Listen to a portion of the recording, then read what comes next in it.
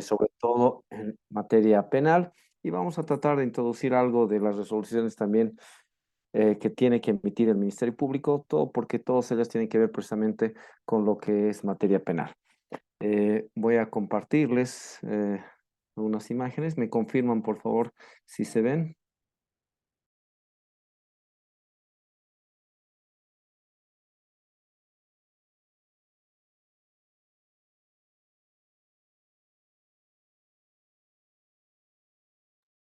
Doctor, ya podemos visualizar sus diapositivas. Tal vez lo podría poner en modo presentación, por favor.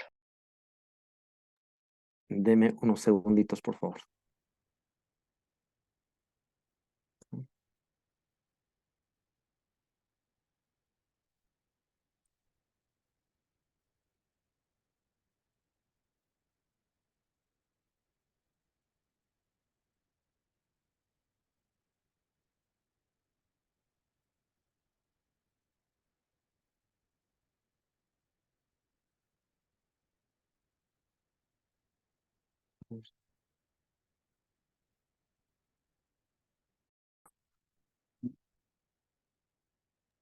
Doctor, podemos visualizar sus diapositivas. Solo Eh, faltaría que lo ponga en modo presentación, doctor. Me confirma si se ve bien. No, no encuentro. Ahora sí. Ahora sí, doctor. Mil gracias. Mil disculpas. A veces tengo problemas con la tecnología. Bueno, les decía que esta noche nos toca tocar un poco sobre lo que son las resoluciones judiciales en materia penal. Inicialmente, tenemos que entender que las resoluciones vienen a constituir actos procesales solemnes emanados por el órgano jurisdiccional que deciden sobre las cuestiones del proceso penal y o el litigio propiamente dicho. Pero acá este concepto vendríamos también a completarlo indicando que no solamente el órgano jurisdiccional puede emitir resoluciones, sino también el Ministerio Público emite una serie de resoluciones como son, por ejemplo, y vamos a tratarlo más adelante, lo que son la imputación formal, la acusación, alguna resolución de sobreseimiento o incluso las resoluciones de rechazo. Estas resoluciones, perdón, estos actuados del Ministerio Público también tienen características de resoluciones. Dentro de lo que son las resoluciones judiciales, cuatro son las existentes en materia penal. Las providencias de mero trámite, los autos interlocutorios, autos definitivos y las sentencias. Vamos a ir analizando cada uno de ellos y vamos a ir pausándonos en determinado momento para que un poquito más al margen de conocer el concepto, cuándo, cómo y por qué se emiten, también les voy a dar ciertas pautas sobre la forma de atacar a este tipo de resoluciones y algunos tips que estoy seguro les van a servir sobre todo a momento de ejercer la profesión libre.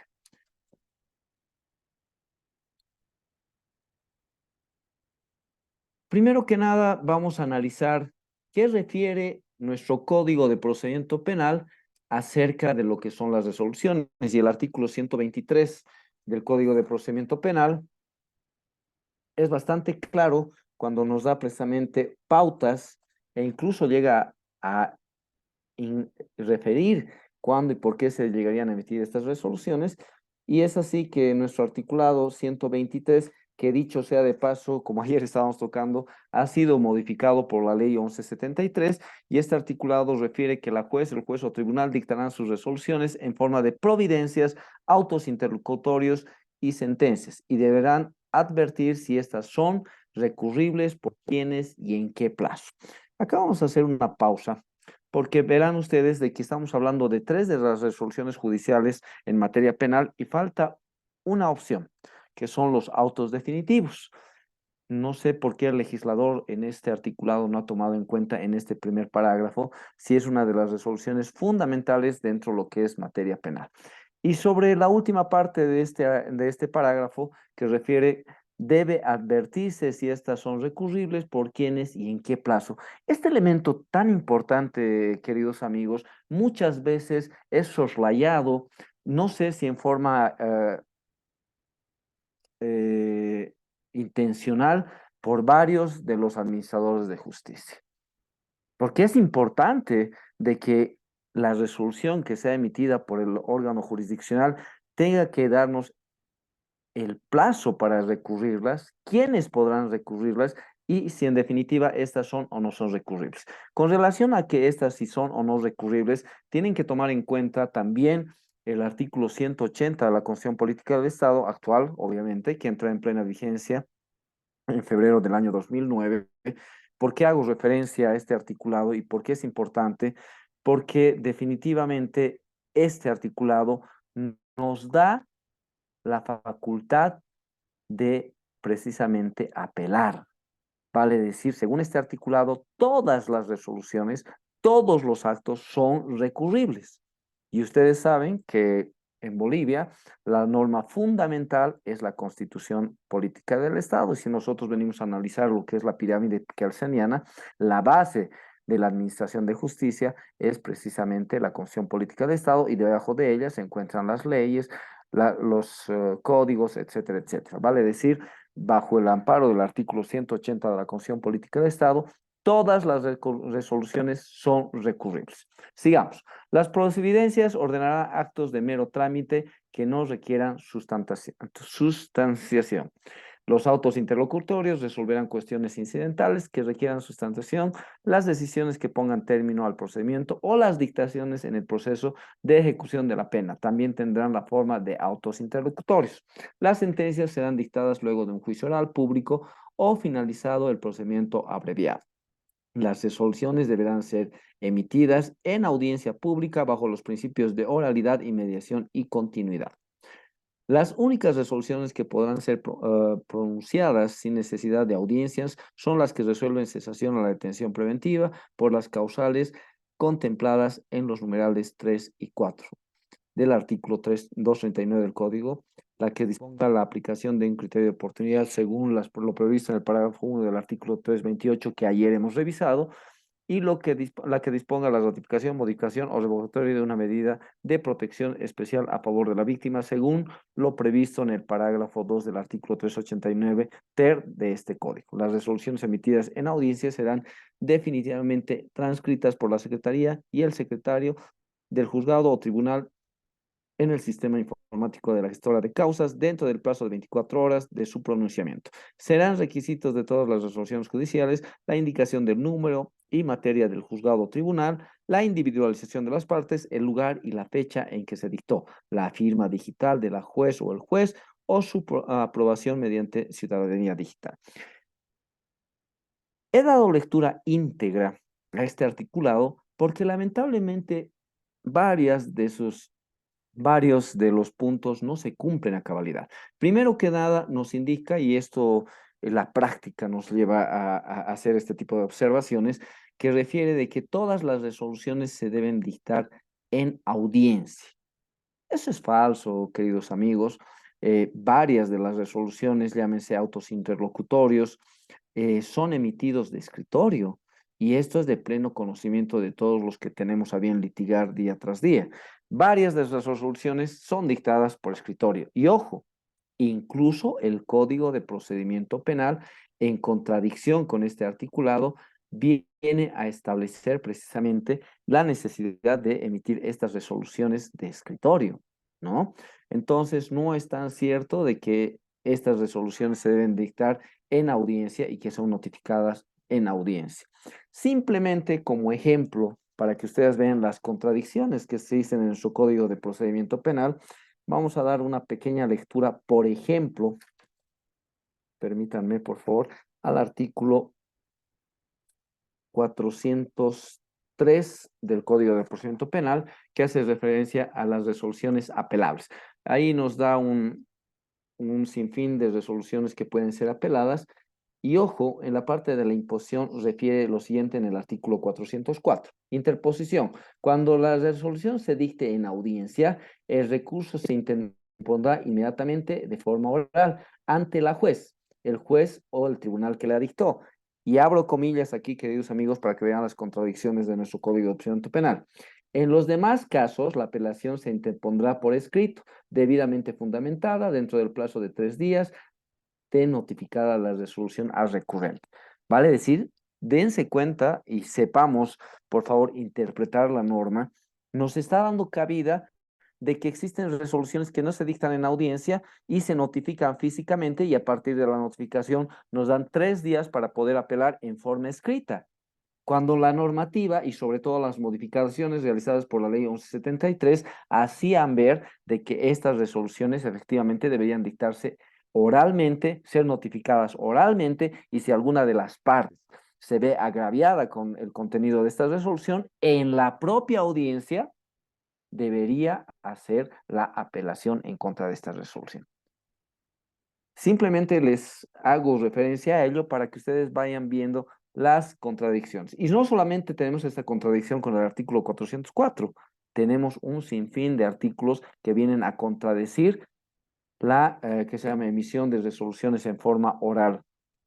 Lamentablemente ese es el deber ser. El deber ser es completamente diferente, ¿no? Pero bueno, simplemente eso para conocimiento de ustedes, queridos amigos. Vayamos avanzando.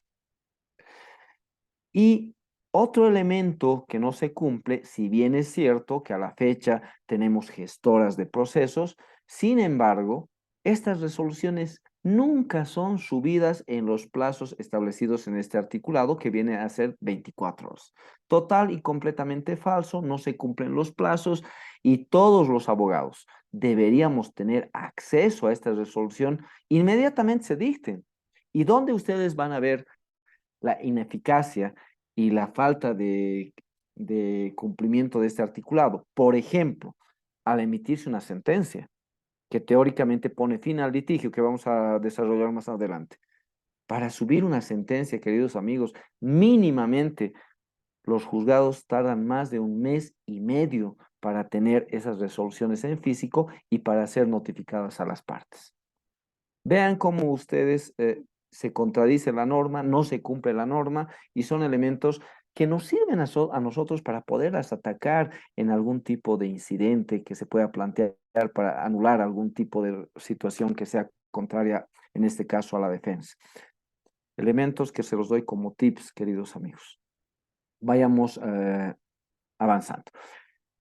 Requisitos sine qua non de cualquier tipo de resolución. El artículo 124 es fundamental y tiene plena relación, por ejemplo, con el artículo 115, 180 de la Constitución Política del Estado, artículo 8 del Pacto de San José de Costa Rica, artículo 14 del Pacto de Derechos Civiles y Políticos. ¿Y qué hace referencia este artículo 124? Las sentencias y los autos interlocutorios serán fundamentados, expresarán los motivos de hecho y de derecho en que se basan sus decisiones y el valor otorgado a los medios de prueba. La fundamentación no podrá ser reemplazada por la simple relación de los documentos o la mención de los requerimientos de las partes. Nótese cómo acá ya el legislador nos da un esbozo, nos da una pincelada de los requisitos que tiene que contener una resolución. Primero les dice, y aquí hay un elemento muy importante que vamos a desarrollar más adelante, que todas las resoluciones deben ser debidamente fundamentadas. Y cuando hablamos de fundamentación, también vamos a hablar de motivación. Y ahí vamos tocando este último parágrafo que nos haga precisamente de la valoración de los elementos que han presentado las partes por la autoridad que va a emitir la resolución. No simplemente se tiene que hacer una mención de los elementos que se han puesto a conocimiento de la autoridad jurisdiccional, sino esta autoridad tiene la obligación de valorar, de dar un valor, sea positivo o negativo, a todos y cada uno de estos elementos. En forma fundamentada, motivada, indicando si ha llegado o no a aprobar la pretensión de alguna de las partes, o si es pertinente o impertinente y por qué considera que este elemento es pertinente o impertinente. El incumplimiento de este requisito, queridos amigos, viene a vulnerar lo que es el debido proceso. Uno de los derechos fundamentales que vamos a desarrollar más adelante de todos los sujetos procesales es contar con una resolución debidamente fundamentada y motivada. Y este articulado 124, conjuntamente los otros articulados que les he hecho referencia, y hay otros más. Por ejemplo, vamos a revisar en el momento de la emisión de una sentencia cómo deben ser emitidas estas sentencias, o incluso adelantándonos un poco, qué refiere el artículo 173 del Código de Procedimiento Penal, que la autoridad judicial tiene que valorar y obviamente conocer todos y cada uno de los elementos probatorios que han sido puestos a su conocimiento bajo la sana crítica y la experiencia. Estos requisitos no pueden ser soslayados por las autoridades judiciales y tienen que ser de estricto y obligatorio cumplimiento. De no valorarse alguno de los elementos probatorios y de no estar fundamentada y motivada una resolución, les daría a ustedes la opción de poder apelar y de anular esa resolución simplemente por el hecho de no contar con una fundamentación, motivación y valoración de los elementos que han sido puestos a consideración de la autoridad jurisdiccional. Vayamos avanzando. Cuando se llega a emitir este tipo de resoluciones, si alguna de las partes encuentra algún término oscuro, nada claro o contradictorio, podría, en virtud del artículo 125, solicitar una explicación, complementación y enmienda. Y el artículo 125 es el idóneo para aplicar este instituto. ¿Y qué nos refiere? El juez o tribunal de oficio podrá aclarar las exposiciones oscuras, suplir alguna omisión o corregir cualquier error material o de hecho contenidos en sus actuaciones y resoluciones, siempre que ello no importe una modificación esencial de las mismas. Las partes podrán solicitar la explicación, complementación y enmienda de las sentencias y autos interlocutorios dentro del primer día hábil posterior a su notificación. ¿Por qué era necesario hacer referencia y analizar este articulado? Porque si alguna de las partes, porque por la experiencia, no he conocido hasta el día de hoy que una autoridad, ya sea del juzgado cautelar, de sentencia o tribunal de sentencia, de oficio aclare alguna expresión oscura. En los 20 y pico años que tengo de litigante, jamás he conocido ese tipo de situación. Las autoridades judiciales, jurisdiccionales no corrigen, no aclaran sus resoluciones. Quien tiene que solicitarlo somos las partes. Primera situación que tienen que tomar en cuenta. Dos, muy importante este primer parágrafo, porque a través de una solicitud de explicación y complementación y enmienda, la autoridad jurisdiccional no puede modificar la parte sustancial, medular, esencial de las resoluciones. Podrá aclarar alguna situación, podrá complementar, pero ojo, esta complementación, explicación o enmienda no debe afectar, en todo caso, la parte dispositiva de estas resoluciones. Y aquí un elemento también importante a tomar en cuenta, el plazo. El plazo para solicitar la explicación, complementación y enmienda es un día hábil, ¿ya? Pero aquí hay algo, y este articulado, creo yo, desde mi humilde opinión, de que este artículo 125 también debería haber sido modificado por la ley 1173. ¿En qué sentido? Y precisamente hace un momento hablábamos de esto.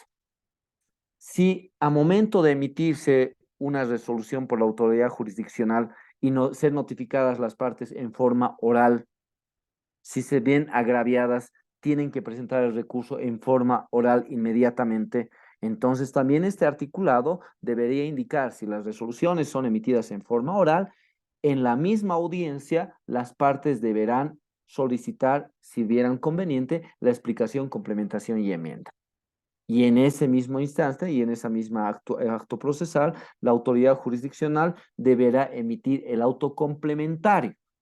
Y lamentablemente, este tipo de disposición no existe en nuestra normativa. El artículo 125 no ha sido modificada por la ley 1173 ni por ninguna otra. Está firme y perenne y debería existir esa modificación. Porque imagínense, es como si no le están dando las 24, perdón, no confundamos el plazo, le está dando un día hábil para interponer la explicación, complementación y enmienda, entonces es como si le estarían quitando el derecho de poder ejercer o de poder interponer este instituto de explicación, complementación y enmienda a momento de la emisión de la resolución. Obviamente, y esto sí, por costumbre ya lo hacemos, inmediatamente emiten la resolución, las partes que se ven agraviados o tienen alguna explicación, complementación y enmienda lo hacen en ese mismo acto y emitido el el auto complementario, obviamente las partes que se sientan agraviadas van a interponer el recurso respectivo, ¿no? Por costumbre ya se hace así. Sin embargo, debería estar esto en la normativa. Observación de parte mía. Con relación al plazo, me ha tocado en algún momento algunas autoridades que no saben interpretar la norma, lamentablemente, y una vez que se nos notifica cualquier tipo de resolución en físico, nosotros tenemos, según este articulado, un día hábil para interponer la solicitud de explicación, complementación y enmienda. Y la verdad, en una oportunidad a mí se me notificó con una resolución de sentencia creo que era a las 10 de la mañana, y yo al día siguiente presenté mi solicitud de explicación, complementación y enmienda a las 4 o 5 de la tarde, no recuerdo muy bien, pero no en el horario que ellos me habían notificado. Entonces el juez decretó, decreto de mero trámite, ojo, decretó no al lugar por haberse interpuesto fuera de las 24 horas. El Código de Procedimiento Penal, queridos amigos, hay que saberlo interpretar. Los plazos existen en horas y en días, y cuando los plazos son en días, se cumple hasta la finalización del día siguiente en que ha sido notificada la resolución. Vale decir que yo tenía incluso hasta la medianoche para interponer mis solicitudes de explicación, complementación y enmienda. Pero cuando los plazos son en horas, efectivamente, si me han notificado a las 10 de la mañana del día lunes, a las 10 de la mañana del día martes, se cumplía mi plazo para interponer. Pero nótese, acá nos dicen primer día hábil, vale decir, el plazo es por días, no es por horas. Y ese elemento también es bien importante para que ustedes tomen en cuenta, ¿no? Y este artículo 126, que no tiene que ver con la explicación, complementación ni enmienda, pero es bien importante porque en materia penal no es necesario que exista, como en materia civil, una resolución que establezca o determine que una resolución o una sentencia se encuentra plenamente ejecutoriada. Leamos este articulado y luego les explico. Artículo 126, resolución ejecutoriada. La resolución judicial quedará ejecutoriada sin necesidad de declaración alguna, cuando no se hubieran interpuesto los recursos en los plazos legales o no admitan recurso ulterior. Análisis de este articulado muy importante. Primero, efectivamente, si por ejemplo, el artículo 251, por ejemplo, para medidas cautelares, y el articulado que acabamos de leer, el 403, nos indican que las resoluciones, por ejemplo, de consideración y aplicación de medidas cautelares tienen que ser apeladas en el mismo acto procesal. Si ninguna de las partes ha apelado dentro de la audiencia, entonces la resolución ya queda plenamente ejecutoriada sin necesidad de que el juez indique, ya que ninguna de las partes ha presentado recurso en contra de la resolución número tantos de aplicación y consideración de medidas cautelares, la misma queda plenamente ejecutoriada. No es necesario. En materia penal eso ya es automático y por eso nos dice no existe la necesidad de declarar que la resolución se encuentra plenamente ejecutoriada. Primer elemento que tienen que tomar en cuenta es sobre el 126. Y el otro elemento que tienen que tomar en cuenta, lo que ya hemos dicho hace un momento con relación al artículo 180 de la Constitución Política del Estado. Todas las resoluciones son recurribles. Entonces, esta última parte del artículo 126 también tendría que haber sido modificado porque refiere de que o no admita recurso ulterior. No hay resolución, queridos amigos, que no admita recurso ulterior. Ayer incluso hemos analizado y hemos visto que incluso la, las resoluciones alternativas, las salidas alternativas, corrijo, mil disculpas, pueden ser objeto de recurso de apelación cuando las medidas o las reglas que se tomen por el juez sean agraviantes para la parte imputada. Vale decir, todas las resoluciones pueden ser recurribles. Entonces, esta parte también debería haber sido modificada por el legislador, pero lamentablemente no lo hizo. Sigamos avanzando. Esos, por favor, yo les voy a pedir tomar nota de esto porque es muy importante para el desarrollo de la profesión.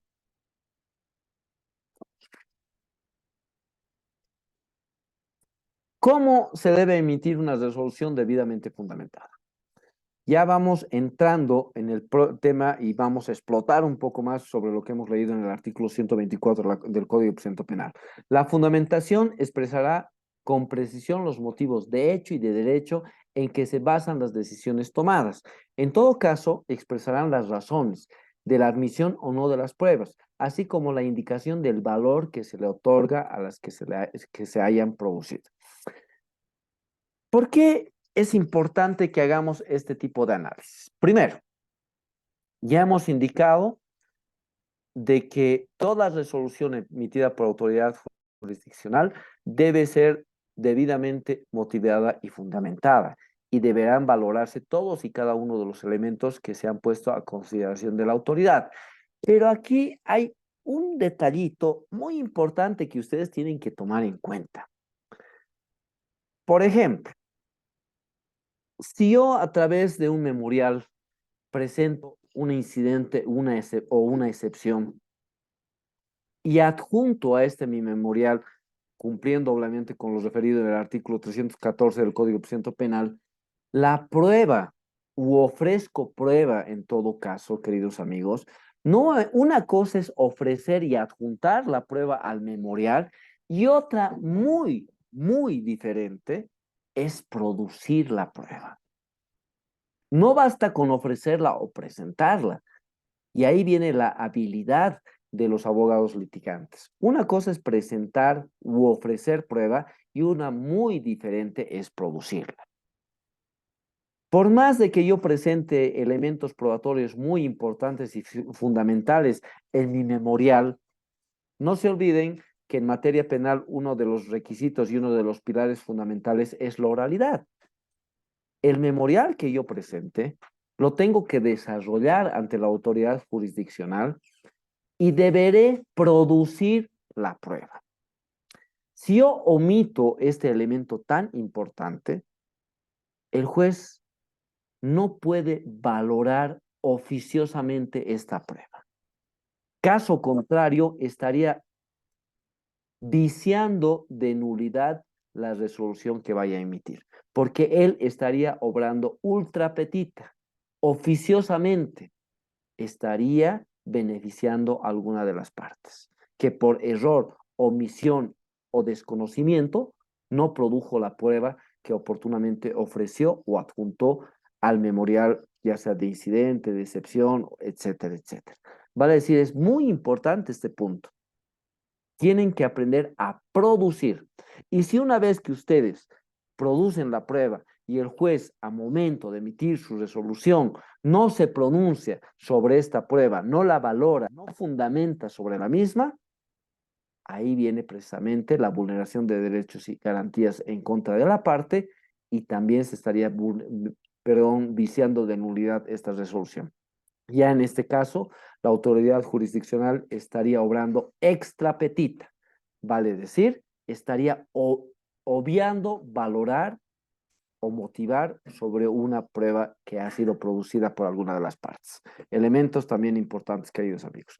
Sobre este punto, hay larguísima línea jurisprudencial. Al igual que ayer, queridos amigos, concluida la charla de hoy día, voy a compartir estas sentencias constitucionales para que ustedes vayan acumulándolas seguramente en alguna biblioteca digital que deben tener, que es importante para todos los abogados.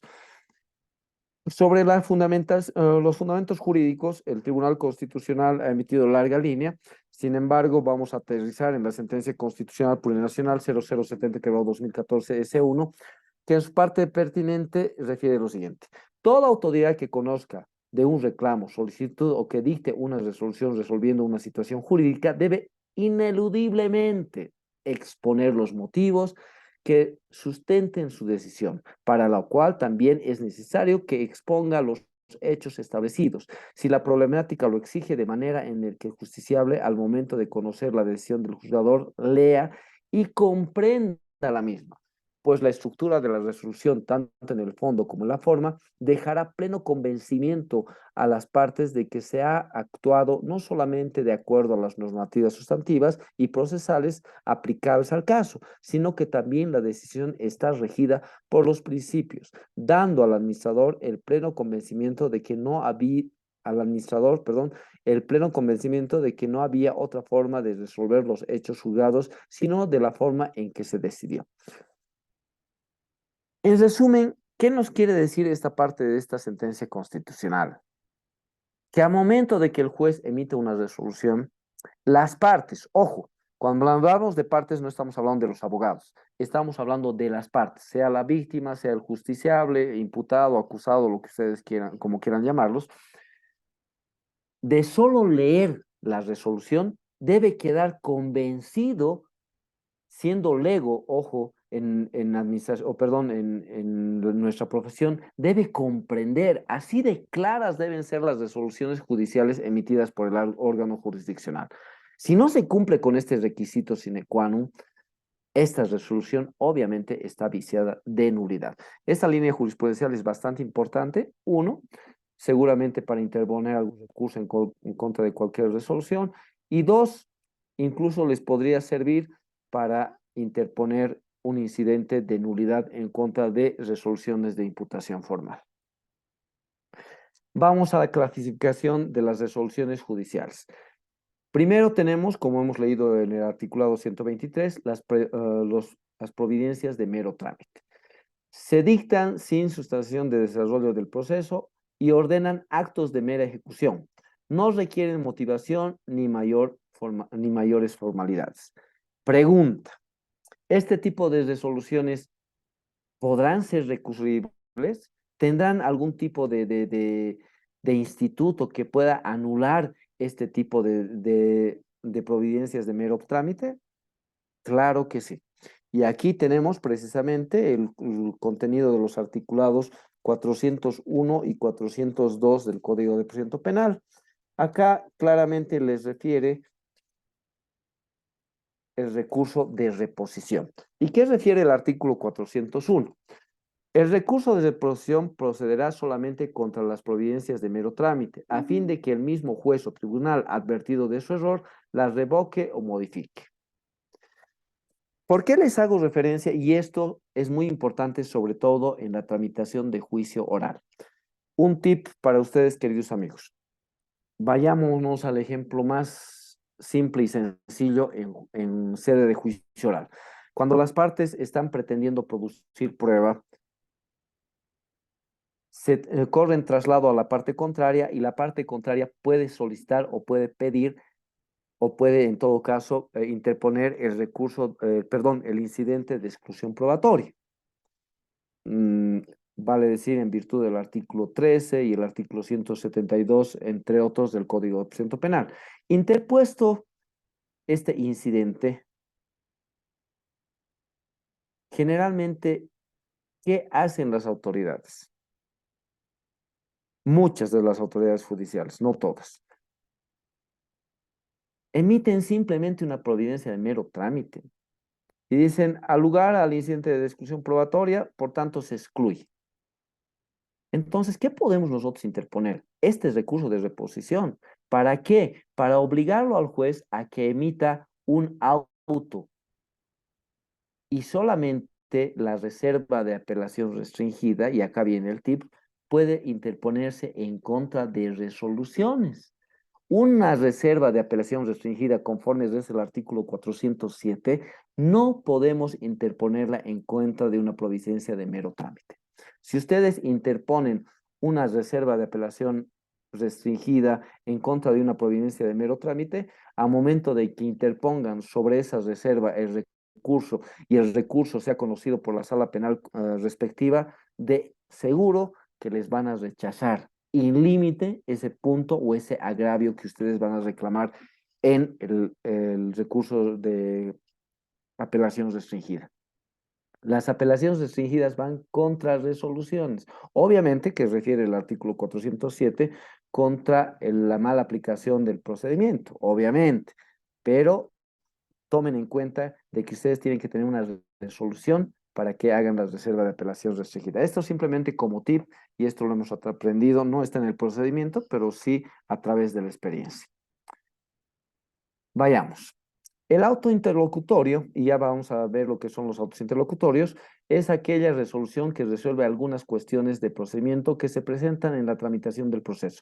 No se pronuncian sobre el fondo del objeto del litigio. No ponen fin al proceso, sino solo tienen por objeto la marcha del proceso y resolver cuestiones procesales, incidentales y otros trámites que se presentan en la tramitación del proceso. Entre ellas, las excepciones previas, estas resoluciones recaen sobre el proceso. ¿Por qué es importante analizar un auto interlocutorio? Claramente nos indica que estas se emiten sobre cuestiones procedimentales. No van a analizar y no van a resolver en definitiva el fondo del proceso. Lo que vienen a hacer, valga el término que voy a utilizar, es a sanear de alguna forma el procedimiento que se está utilizando en el desarrollo de un proceso. Por ejemplo, hagamos, a ver, un autointerlocutorio de declaratoria de rebeldía, por ejemplo. Si el juez, a solicitud del Ministerio Público o de la parte querellante, señala audiencia de consideración de aplicación de medidas cautelares, convocado que fue el acto procesal y el informe evacuado obviamente por Secretaría del Juzgado, se puede establecer de que el imputado no ha asistido al llamado de la autoridad. Obviamente que esta autoridad, a simple solicitud de las partes, podrá, en virtud del artículo 89, conjuntamente el artículo 91, o perdón, 89 y el artículo sí, 91, podrá declarar la rebeldía del imputado. Pero lo va a hacer a través de ¿qué? De un auto interlocutorio. Pero ojo que esta resolución de declaración de rebeldía no va a resolver el fondo, solamente es una parte del procedimiento. Y a partir de ello, obviamente conocemos cuáles son las repercusiones de una declaratoria de rebeldía, simplemente lo estoy utilizando como ejemplo, pero nótese que no está resolviendo el procedimiento ni el fondo del proceso, simplemente la parte procesal, ya que este ciudadano no se ha sometido, o perdón, no ha querido someterse a la audiencia de consideración de aplicación de medidas cautelares, ¿no? Pero obviamente seguramente o será aprendido o en definitiva purgará rebeldía y el proceso continúa. Nótese, solamente resuelve la parte procedimental. Y como este ejemplo tenemos muchísimos en el proceso penal. Los autos interlocutorios son resoluciones que deciden las cuestiones incidentales que se sustentan durante la tramitación del proceso. Resuelven cuestiones que requieren, que requieren sustanciación y producen durante la tramitación del proceso. Deben contener una debida fundamentación, requisitos sine qua non, les reitero, queridos amigos, para todo tipo de resolución, así como la decisión expresa, positiva y precisa de las cuestiones planteadas. Y finalmente deberán referirse a la imposición de costas, multas en su caso. Como ejemplo, aquí les estamos trayendo también un auto interlocutorio de medidas cautelares. Y esta, como verán, si bien resuelve la situación jurídica de un justiciable, no le pone fin al proceso. Son cuestiones, si vale el término, paralelas al proceso. Lo único que están haciendo es resolver aquellas situaciones que están inmersas del proceso sin llegar a resolver el fondo del mismo. La consideración de aplicación de medidas cautelares, las declaratorias de rebeldía, algún incidente de actividad procesal defectuosa, como por ejemplo atacar a la imputación formal, etcétera, etcétera. Se realizan a través de autos interlocutorios. Ahora, también les traigo a colación, tocando el tema de las medidas cautelares, esta sentencia constitucional, nuevamente la 0070/2014, donde efectivamente vamos a ver que todas las resoluciones, sean estas sentencias, autos interlocutorios, etcétera, etcétera, deben precisamente contener esta debida fundamentación. En esta charla, queridos amigos, vamos a dar vueltas sobre este punto porque definitivamente es un requisito sine qua non para todo tipo de resoluciones judiciales. Fundamentación, motivación, valoración. Vayamos con la parte pertinente de esta resolución, o perdón, con esta sentencia constitucional. El debido proceso se encuentra consagrado en los artículos 115, 117, 180 de la Constitución Política del Estado como una garantía, un derecho y un principio. Aquí hacemos una pequeña pausa. A partir de la promulgación de la actual Constitución Política del Estado, febrero del año 2009, el debido proceso tiene una triple dimensión como derecho, como principio y como garantía.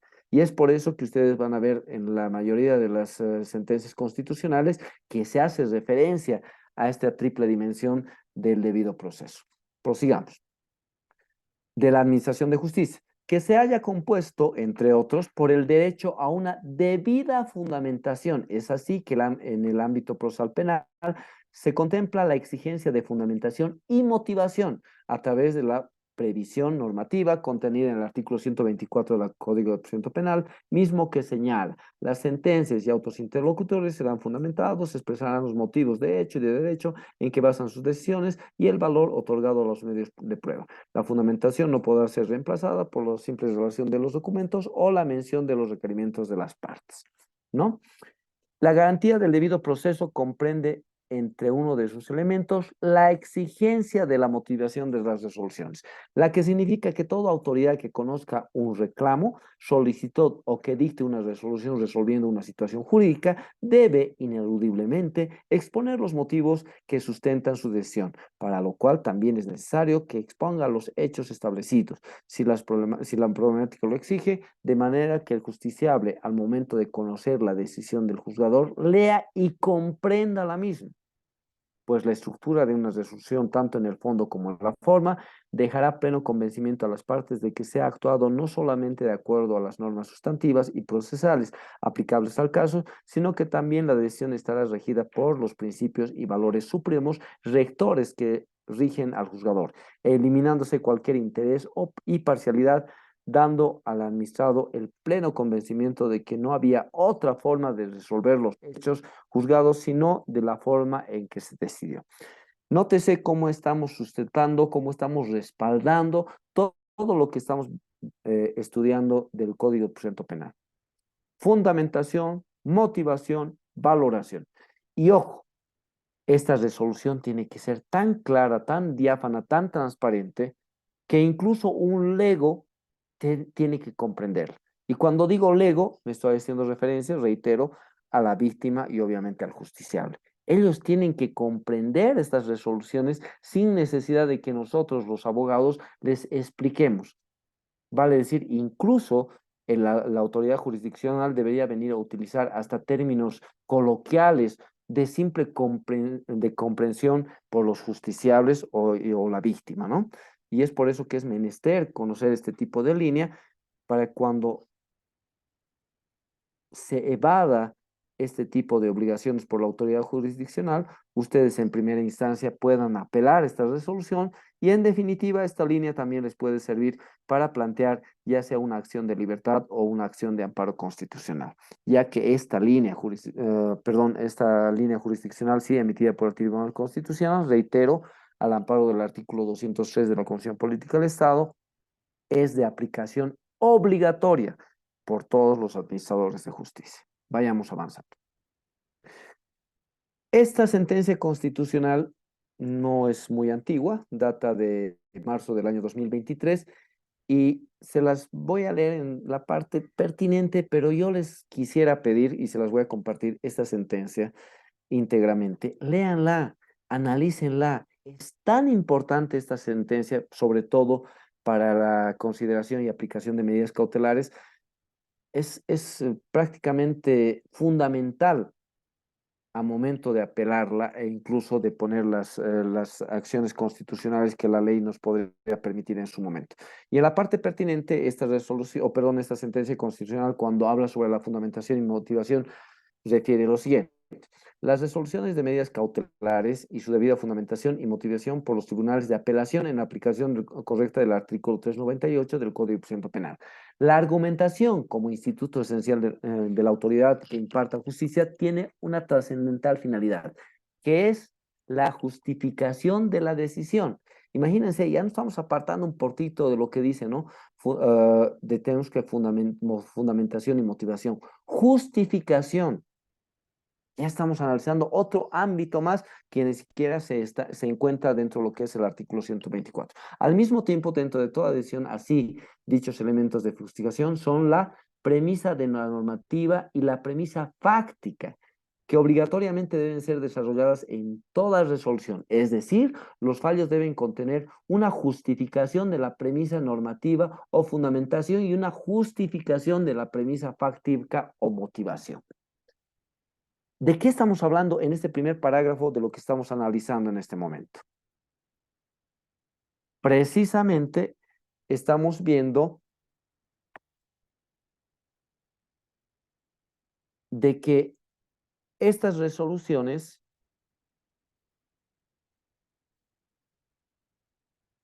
perdón un segundito, de que estas resoluciones, a momento de valorarse la prueba, tiene que ser valorada por la autoridad jurisdiccional, tal como estamos adelantando, bajo el parágrafo del artículo 173, vale decir, bajo la sana crítica y la experiencia. Por ejemplo, la víctima nos presenta, hablemos de uno de los casos que ahora está de boga, por ejemplo, delitos de agresión sexual, y refiere que el justiciable la ha agredido, estamos hablando, por favor, en sede de medidas cautelares, de que la habría agredido sexualmente, vale decir, la había violado. Y de pronto se presenta en la audiencia de medidas cautelares un certificado médico forense, y en la parte pertinente, este certificado nos hace ver de que la víctima en los genitales no tiene lesión alguna. Vale decir de que el himen se encuentra íntegro. Bajo este principio de justificación y motivación fáctica, la autoridad jurisdiccional valorando este elemento que, ojo, no es un elemento de prueba en sede de cautelares, simplemente es un indicio, en virtud a lo desarrollado en el artículo 116 de la Constitución Política del Estado y bajo la sana crítica debería de indicar de que no existen elementos suficientes para sustentar una resolución de imputación formal, ya que el propio certificado médico forense hace ver de que la supuesta víctima no habría sufrido una agresión sexual. Esa es la premisa de la justificación, la motivación fáctica de la valoración de los elementos que se presentan a la autoridad jurisdiccional. Es por eso que es importante que ustedes lean y revisen a fondo esta sentencia constitucional. Avancemos. La fundamentación se refiere a la labor argumentativa desarrollada por la autoridad competente en el conocimiento y resolución de un caso concreto, en el cual está impulsado a citar todas las disposiciones legales sobre las cuales justifica su decisión, pero además y en casos específicos en los cuales resulte necesario una interpretación normativa. Tiene la obligación de efectuar dicha labor aplicando las pautas y métodos de la hermenéutica constitucional. Vale decir que todas las resoluciones emitidas por la autoridad jurisdiccional, y en este caso estamos hablando principalmente de la consideración y aplicación de medidas cautelares, tiene que tener un marco jurídico. Por ejemplo, hace un momento estábamos hablando de los elementos indiciarios que se presentan. Si nosotros vamos a analizar el Instituto de las Medidas Cautelares, primeramente se necesita tener una resolución de imputación formal. Pero esta resolución de imputación formal debe, como más adelante vamos a desarrollar, cumplir una serie de requisitos, sobre todo establecidos en el artículo 242. Pero al margen de ello, el artículo 233 nos indica de que para que una persona sea sometida a una audiencia de consideración de aplicación de medidas cautelares, se tiene que cumplir un primer requisito. ¿Y cuál es? De que deben existir suficientes elementos de convicción que hagan ver que el imputado es con probabilidad autor o partícipe del hecho por el cual se lo está imputando. Si no se cumple o no se pasa esta primera fase, menos vamos a ir a solicitar o a desarrollar la consideración o existencia de riesgos procesales. Vale decir, es por eso que es importante que la autoridad jurisdiccional cumpla con la exigencia de enmarcar sus resoluciones a la normativa positiva en vigencia. Entonces, como obligación, el Ministerio Público tendrá que en primera instancia, en una audiencia de consideración de aplicación de medidas cautelares, indicar, existen tales y tales y tales elementos indiciarios que hacen ver que con probabilidad fulano de tantos es autor del delito por el cual se lo está imputando. Pasada esa etapa, recién deberá entrar a la consideración de existencia de riesgos procesales y los otros subsiguientes pasos. Pero ¿por qué es importante esta parte de la fundamentación jurídica? Porque el juez deberá decir, el Ministerio Público, cuanto a la parte querellante, con tales y tales elementos indiciarios, ha establecido que fulano tantos, en virtud del artículo 233, con probabilidad es autor del delito de tal, enmarcado en el 233, ¿no ve? Entonces, por eso es importante la fundamentación jurídica. Vayamos avanzando. La motivación. Esta relación a la justificación de la decisión a través de la argumentación lógico-jurídica en la cual se desarrollan los motivos y razones que precisan y determinan los hechos fácticos, además de los medios probatorios que fueron aportados por las partes. Esto tiene y guarda plena relación con lo que hemos estado analizando, particularmente en la parte de la justificación, ¿no?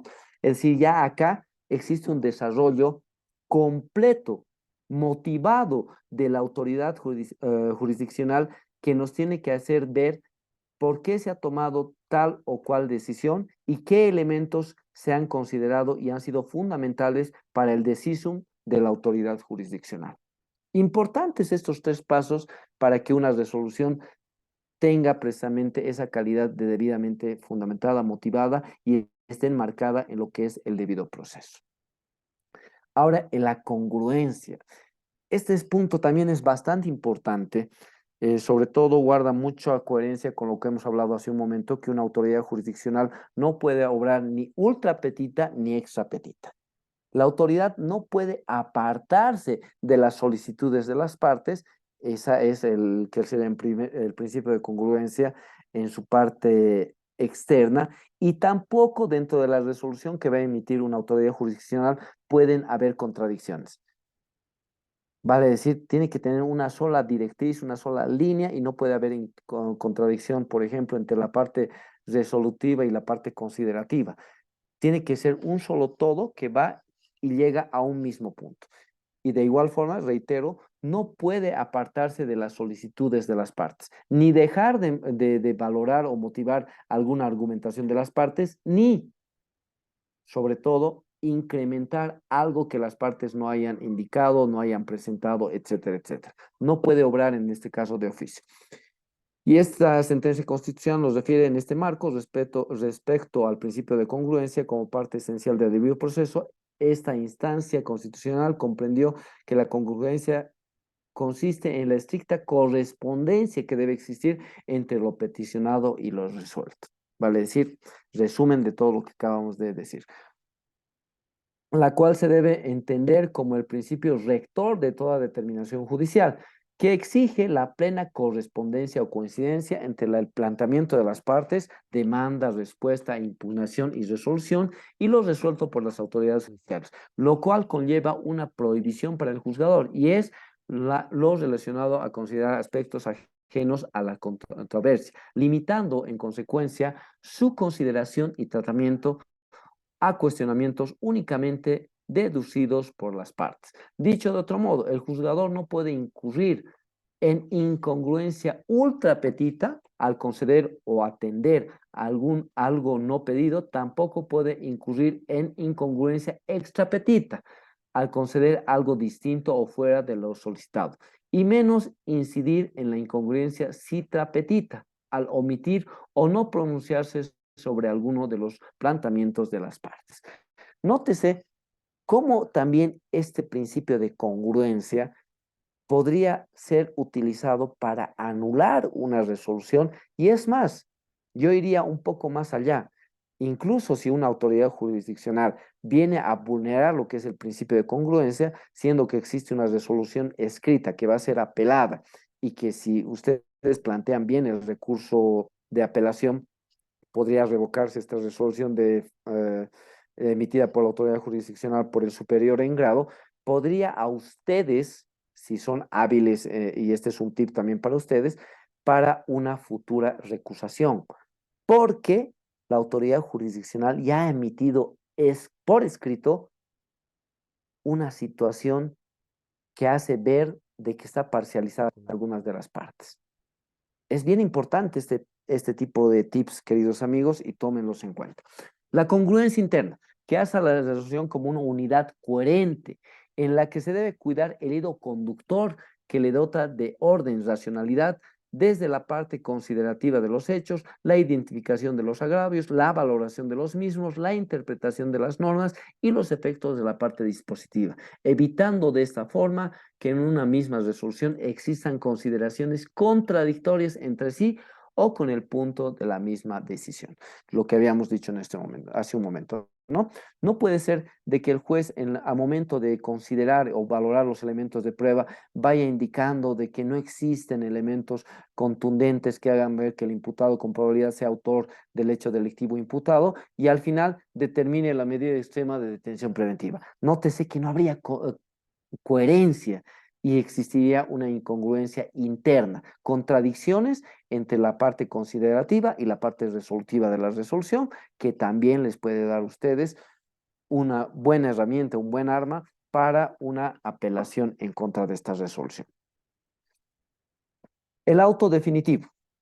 Este auto definitivo que nos lo hemos encontrado en el artículo 123 y que es muy importante. Es aquella resolución que se equipara a una sentencia porque llega a poner fin al proceso de manera definitiva. A través de ella se resuelven las excepciones, entre ellas la extinción de la acción penal. Nótese que este auto definitivo, si bien no es una sentencia, pero viene a darle clausura, fin a una acción penal.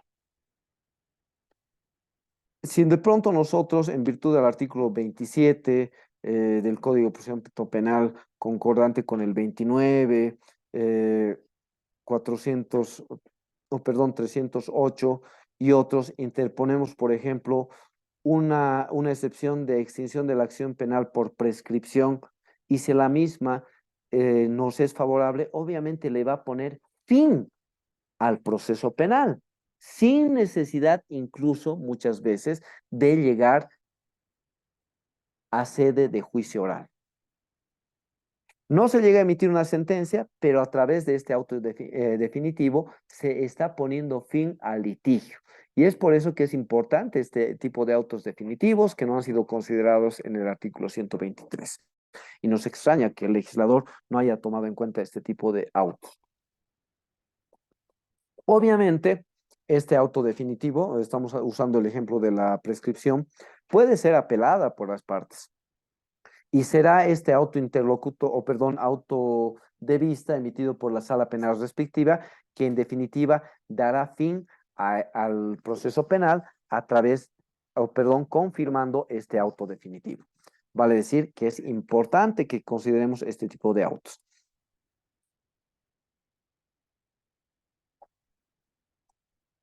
Estos son los ejemplos de autos definitivos. Tiene la forma de una auto interlocutoria, corta todo procedimiento ulterior del juicio, haciendo imposible cualquier prosecución del proceso y causan estado.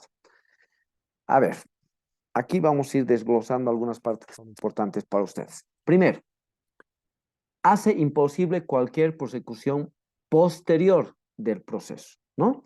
¿Por qué? Porque le está poniendo fin, está resolviendo en forma definitiva una persecución penal. Y causan estado cuando las mismas han sido confirmadas a través de un auto de vista, si es que alguna de las partes hubiera, que se llama, apelado la misma. ¿Y por qué es importante este tipo de autos definitivos? Ayer hemos hablado de un principio que también es muy importante al momento de emitir este tipo de resoluciones, y es precisamente el non bis in idem.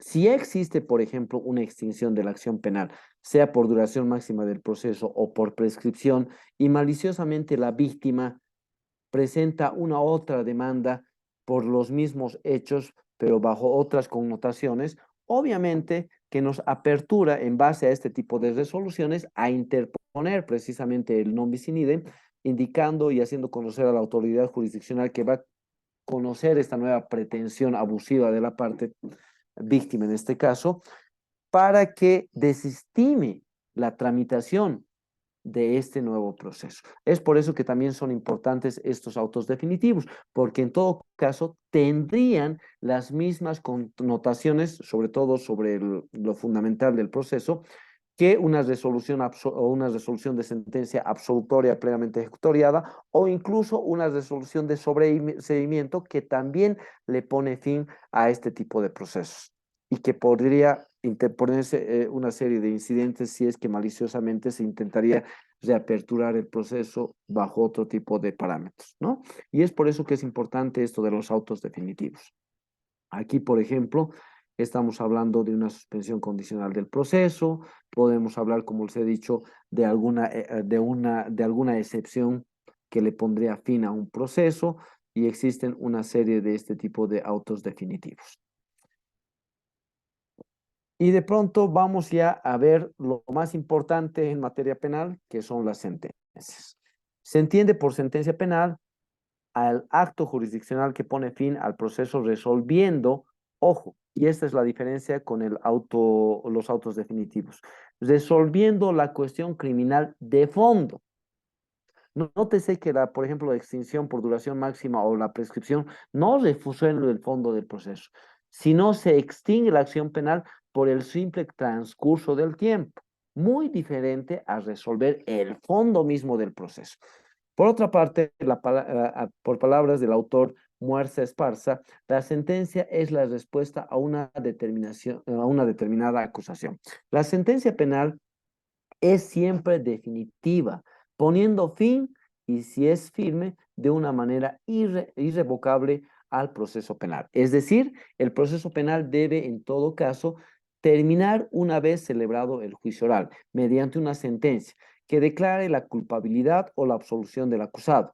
Con ello se establece una diferencia respecto del proceso civil, el cual, como ya es sabido, puede concluir con una resolución meramente procesal que no ponga fin definitivamente al conflicto suscitado. Una vez abierto el juicio oral, debe terminar en principio con una resolución de forma de sentencia, por lo cual la sentencia penal siempre es de fondo. Ha de absolver o condenar al acusado sin que la ley autorice la emisión de dichas sentencias absolutorias en la instancia. Por ello, cuando adquiere firmeza, necesariamente ha de gozar con plenitud de todos los efectos de cosa juzgada. Esta resolución tan importante realmente observa y ataca al fondo del proceso. Aquí definitivamente es la cúspide de todo el proceso penal, llegándose a emitir una resolución que, si bien es de primera instancia, a futuro podrá ser ejecutoriada cuando la misma esté en firme, pero ya le está poniendo fin al litigio. Y si bien tenemos pendiente la etapa recursiva, etcétera, etcétera, no es menos cierto que el proceso, en tanto y en cuanto no se resuelvan estas apelaciones e incluso la casación, va a quedar en statu quo. Vale decir, le ha puesto fin a la persecución penal. Ahora, es importante en esta parte, en primer lugar, hacer algunas puntualizaciones, ¿no? Y hemos dicho, pone fin al litigio en primera instancia, deben contener decisiones expresas, positivas y precisas. Recaen directamente sobre las cosas litigadas, de manera en la que fueron demandadas y conforme a las pruebas presentadas en el proceso. En ella se llega a una conclusión final sobre el proceso principal, defendiendo situaciones jurídicas. Se trata de un pronunciamiento sobre la demanda de fondo. Proyectan siempre al futuro y no hacia el pasado. En su estructura debe respetarse el silogismo, en que la premisa mayor está dada en la norma abstracta, la menor en la subsunción del caso concreto y la decisión final contenida en la parte dispositiva del fallo.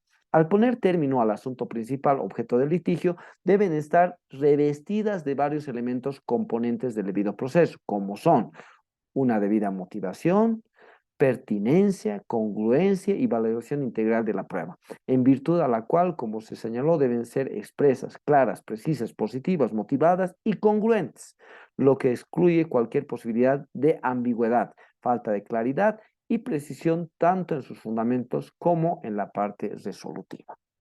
Nuevamente retomamos lo que hemos analizado anteriormente, ¿no? Fundamentación, valoración, elementos que siempre van a estar inmersos en todas y cada una de las resoluciones que vayan a ser emitidas por la autoridad jurisdiccional, llámese en etapa preliminar, preparatoria, sede de juicio oral e incluso en la etapa recursiva. Datos importantes a tomar en este punto, en esta parte de la emisión de la sentencia. Es importante que la autoridad jurisdiccional no solamente debe cumplir con la fundamentación, motivación y valoración de la prueba, sino hay elementos que también tiene que tomar en cuenta, sobre todo a momento de emitirse este tipo de resoluciones que ponen fin al litigio.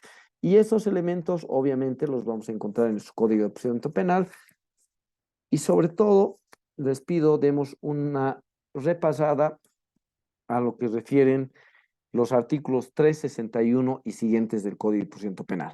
Y el 361 es bastante claro cuando hace referencia a la emisión precisamente de este tipo de resoluciones.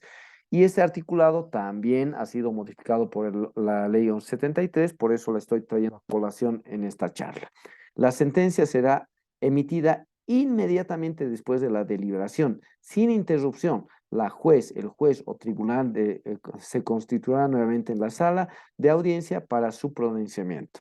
Excepcionalmente, por la complejidad del proceso, podrá diferirse el pronunciamiento de los fundamentos de la sentencia y se emitirá solo la parte resolutiva, señalando día y hora de audiencia dentro del plazo de 3 días para el conocimiento íntegro de la sentencia, bajo conminatoria a las partes de que en caso de incomparecencia se procederá a la notificación de la sentencia mediante el buzón de notificación de Ciudadanía Digital en el plazo de 24 horas, momento desde el cual empezará a correr el cómputo del plazo para exponer los recursos establecidos en el presente código.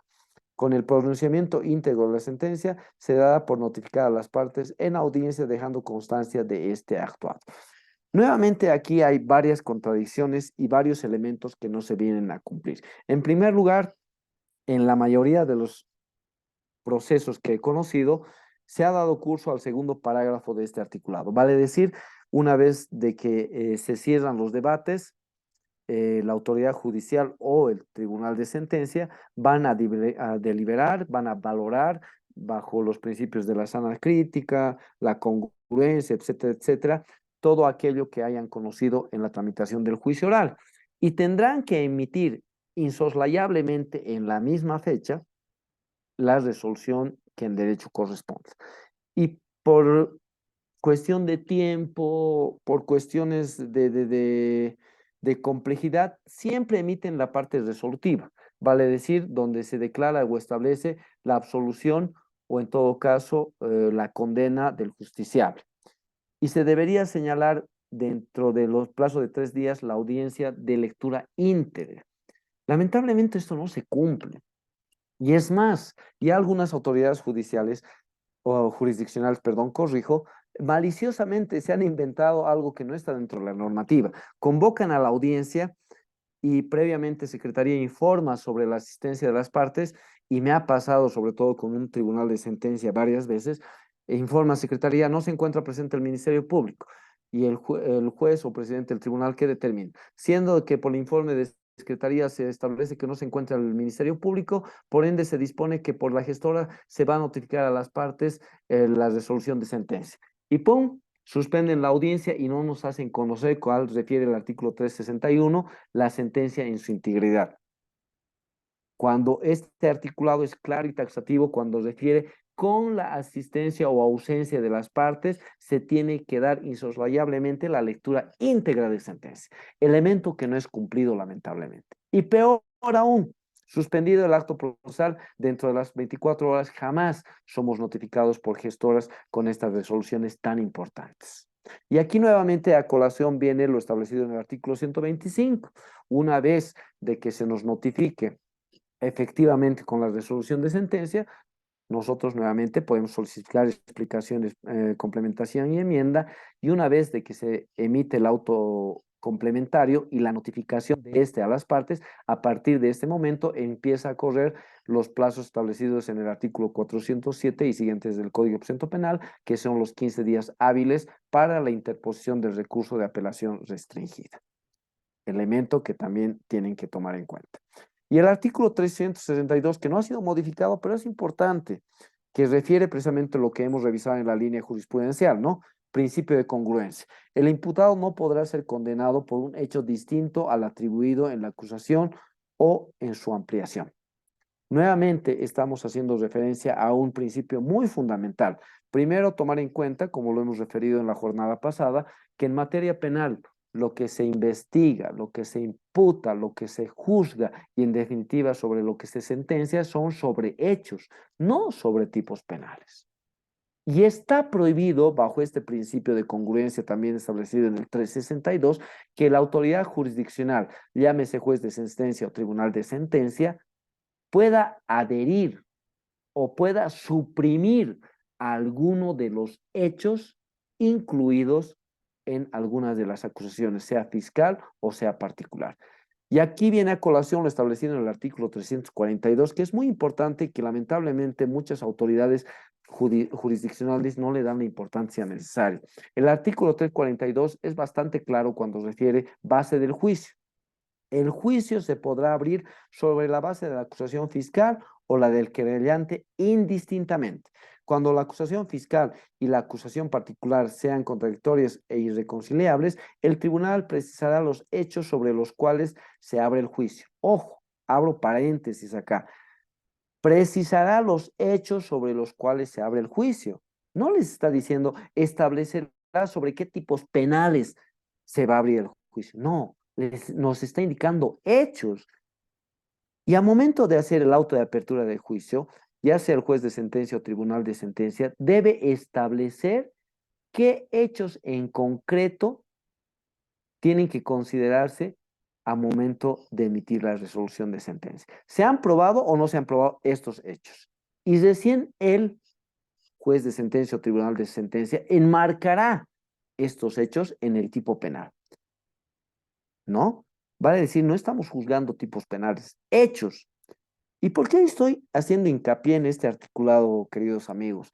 Porque en la práctica, lamentablemente, y revisen ustedes varios procesos y se van a dar cuenta, es tan importante este auto de apertura de juicio que ahí el juez debería delimitar sobre qué hechos en concreto se le va a juzgar a una persona. ¿Cómo, cuándo, dónde habría cometido estos hechos?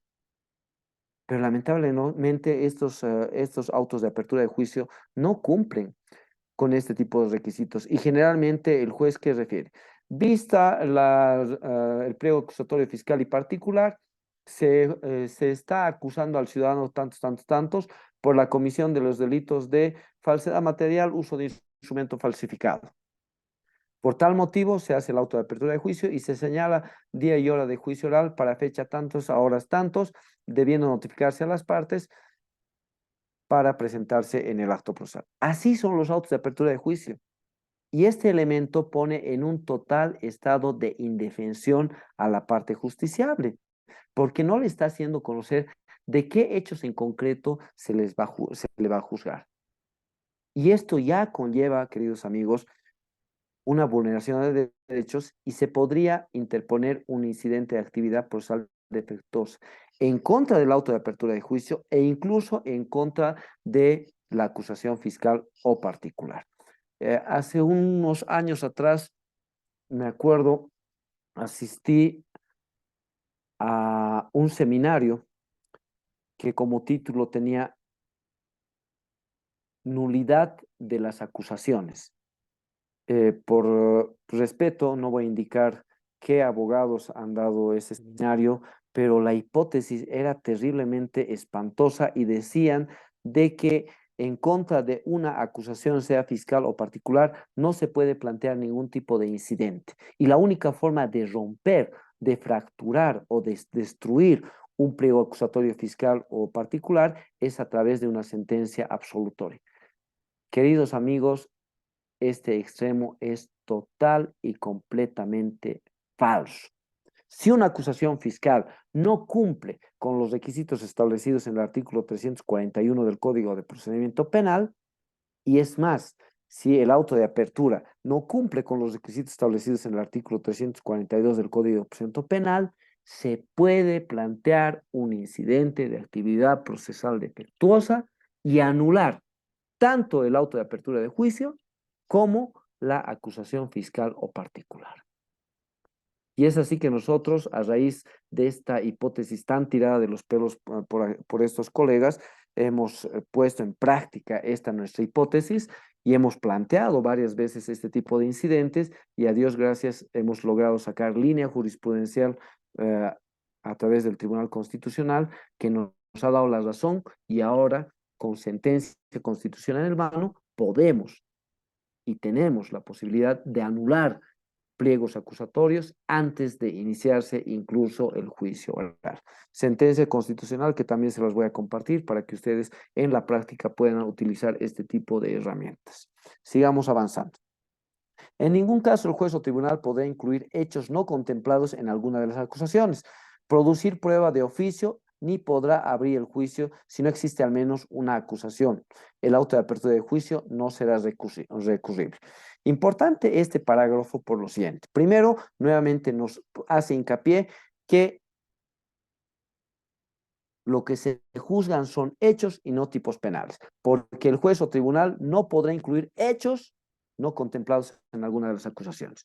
Ratifica lo que hemos estado analizando hace un momento. Y aquí hay un elemento bien importante.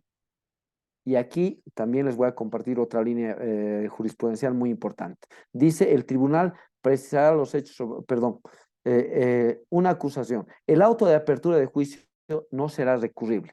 ¿Qué quiere decir? Que esta resolución, este auto de apertura de juicio, no es recurrible. No se puede apelar en contra del mismo, pero sí se puede incidentar.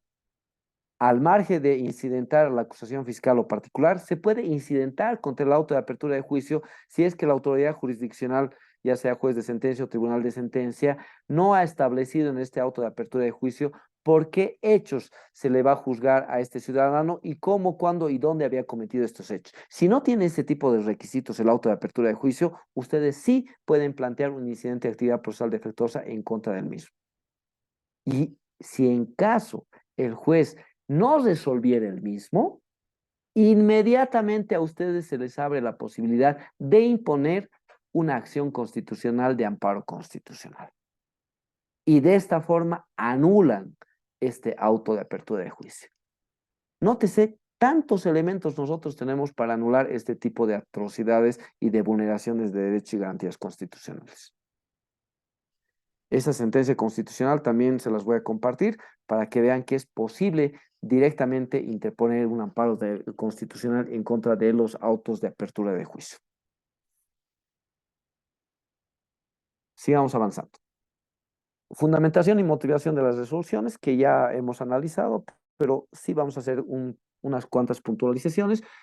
¿Qué refiere en definitiva y qué significa la fundamentación? Expresar con precisión el precepto o los preceptos legales aplicables al caso concreto. Y la motivación, señalar con precisión las circunstancias especiales, razones particulares o causas que se hubiera tenido en consideración para la emisión de la decisión o fallo dentro de un proceso penal. Vale decir, en líneas, estamos resumiendo todo lo que ya hemos analizado hasta este momento.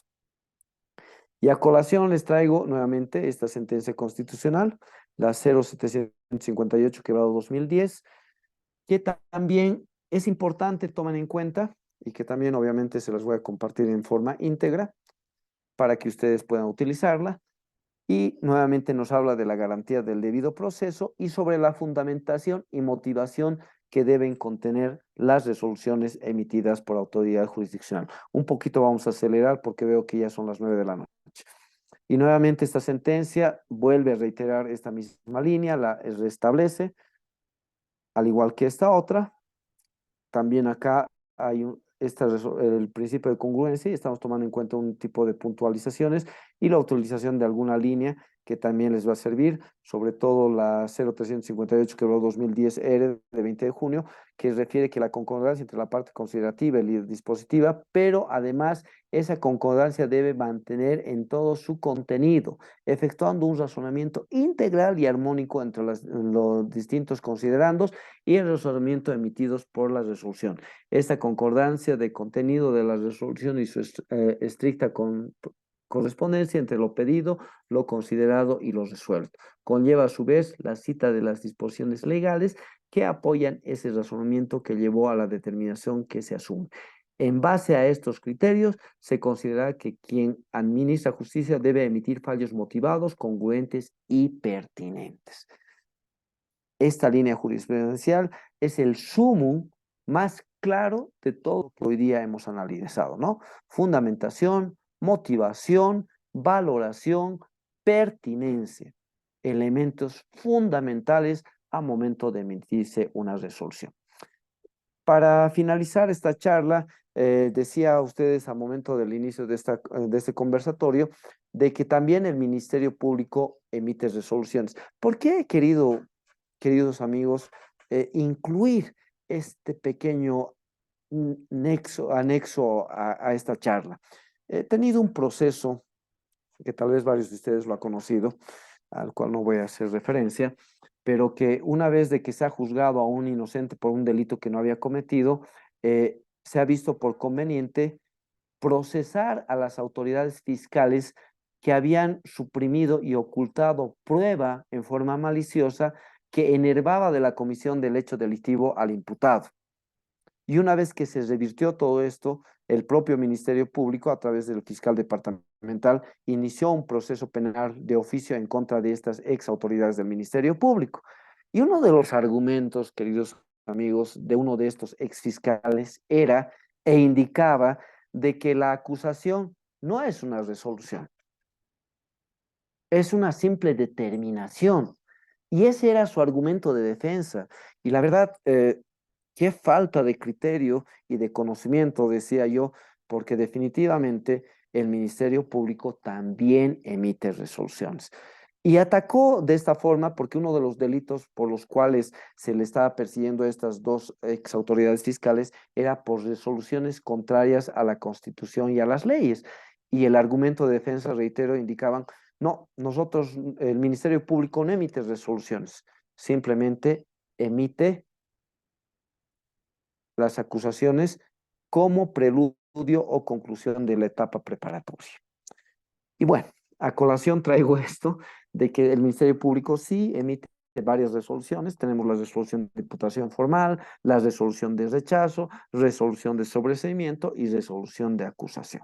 Cada una de estas tiene sus características importantes y cuando hablamos de la resolución de imputación formal, es menester analizar el artículo 302 porque este articulado nos indica y nos refiere cuáles son los requisitos fundamentales que debe contener una resolución de imputación formal.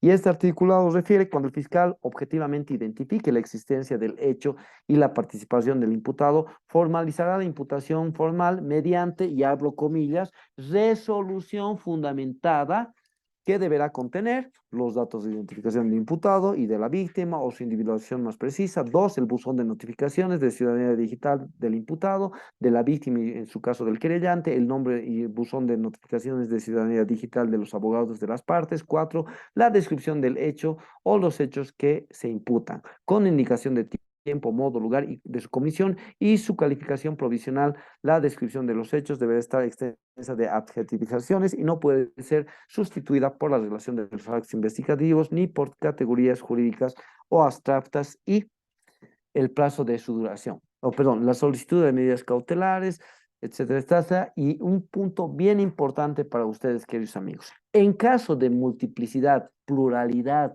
de imputados, la imputación formal deberá establecer de manera individual y objetiva, con la mayor claridad posible, el o los hechos atribuibles a cada uno de ellos, su grado de participación y los elementos de prueba que sustentan la atribución de cada uno de estos hechos. Si el Ministerio Público no cumpliere con alguno de estos requisitos establecidos en el artículo 302, los habilita a ustedes, queridos amigos, para interponer dentro del plazo establecido en el artículo 314 un incidente de actividad procesal defectuosa absoluta, pretendiendo anular la imputación formal. Pero ojo, aquí tienen que tomar en cuenta que hay requisitos de forma y hay requisitos de fondo. Por ejemplo, la, el buzón de notificación de ciudadanía digital del imputado, de la víctima y en su caso del querellante, son elementos de forma, no son de fondo. El nombre y buzón de notificación de ciudadanía digital de los abogados de las partes es de forma, no es de fondo. Pero ¿qué es de fondo en este articulado, por ejemplo? La descripción del hecho que se imputa, indicando cuándo, cómo, dónde. Recordarán ustedes, queridos amigos, cuando estábamos en primer año de Derecho, hemos llevado todos nosotros lo que es derecho romano. ¿Y por qué es tan importante? Ahora recién entro en esa situación. Por ejemplo, en una de las clases que llevamos nos hablaban acerca de las siete llaves del derecho romano. Y precisamente, ¿qué nos describían esas siete llaves? Que se tiene que identificar, entre otros, cómo, cuándo, dónde, bajo qué circunstancias el imputado, el justiciable, había subsumido su conducta en determinado delito. Y es importante que la resolución de imputación formal sea clara, precisa con relación a estos datos. Máxima, como refiere en la segunda parte de este articulado, si tenemos pluralidad o multiplicidad de imputados. No podemos agarrar, por ejemplo, y decir que en fecha 1 de mayo del año 2023, los 5 imputados han ingresado al domicilio y han agredido físicamente a la víctima. Y es por eso que la víctima presenta, según el certificado médico forense, laceraciones en los brazos, equimosis en el ojo derecho y tiene impedimento de 7 días. ¿Ese será una fundamentación? No, nos tiene que individualizar quién, cómo, cuándo, bajo qué circunstancias ha utilizado un objeto contundente, ha utilizado el puño, qué ha utilizado, cómo es que los 5 ciudadanos habían golpeado conjuntamente el ojo derecho, etcétera, etcétera. Y ese sí, queridos amigos, es un elemento de fondo para poner un incidente de actividad procesal defectuosa. Y el otro elemento fundamental desde mi punto de vista es este último parágrafo del artículo 342 que hace referencia precisamente a la individualización de la prueba. ¿Qué es lo que generalmente refieren las resoluciones de imputación formal en su parte pertinente? Elementos indiciarios, refiere, ¿no? Y ahí le copian, ¿no? 2 errores comete el Ministerio Público en esta parte pertinente. Les hace referencia a una serie de elementos, qué sé yo, declaración informativa de fulano, mengano, sutano y perengano, certificado médico forense emitido por el doctor tantos, tantos, tantos, registro del lugar de los hechos, acta de secuestro, acta de acción directa, y etcétera, etcétera. Pero ¿qué error está cometiendo? Primero, no está individualizando la prueba. Con el certificado médico forense estamos determinando la existencia de las lesiones en la víctima. Con tal prueba estamos determinando que fue fulano de tantos, tantos, tantos quien le había dado un puñete en el ojo derecho de la víctima. Con tal elemento estamos demostrando que fulano y mengano han sido encontrados en el lugar de los hechos según el informe de acción directa.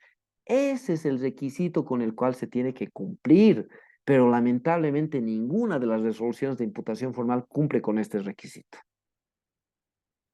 Y es así que se puede atacar a las resoluciones de imputación formal.